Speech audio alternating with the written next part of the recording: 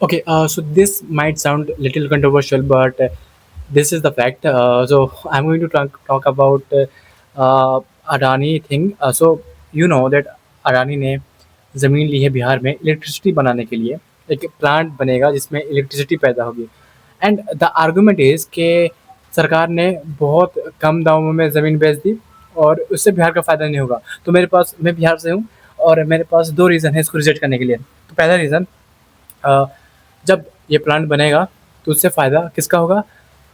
मज़दूरों का, जो कि उस प्लांट को बनाने के लिए जाएँगे। प्लांट बनने के बाद बिजली उस प्लांट को चलाने के लिए इंजीनियर चाहिए और वर्कर्स भी चाहिए। तो उसको चलाने के लिए भी कंपनी ज़्यादातर चाहती है कि वो आस-पास से ही वर्कर बटोरे, तो बिहार का फ़ायदा इसमें होगा।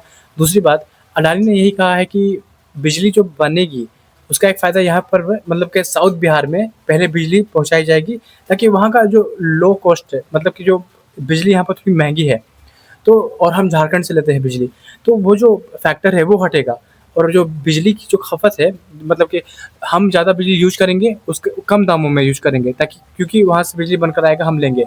और दूसरी बात, जो सरकार ने जो लोग कहते हैं कि बहुत कम दामों में दे दिया ज़मीन, तो इंडस्ट्रियल को कम दामों में ही दिया जाता है। अगर आप ज़मीन मतलब उसको हम परमानेंट नहीं दे रहे हैं, उसको सिर्फ़ बिज़नेस के लिए दे रहे हैं और उसमें एक फैक्टर ये होता है कि हम उससे एक काम लेंगे कि हमें तुम जब फैक्ट्री खोलोगे तो उसमें हमारे वर्कर काम करने चाहिए। तो उस हिसाब से ज़मीन दी जाती है और ज़मीन कम दामों पर ही दी जानी चाहिए। अगर ज़मीन बहुत ज़्यादा दाम पर हम देंगे तो वो बिज़नेसमैन फैक्ट्री खोलेगा नहीं और बिहार में कोई फैक्ट्री आती भी नहीं है। तो अगर इतनी बड़ी फैक्ट्री बन रही है और इतनी बड़े आदमी अडानी अगर आ रहे हैं, तो बाकी लोगों का भी मन करेगा कि हाँ, हो सकता है कि कोई चांस है बिहार में आने का, कंपनी खोलने का, प्रॉफ़िट बनाने का।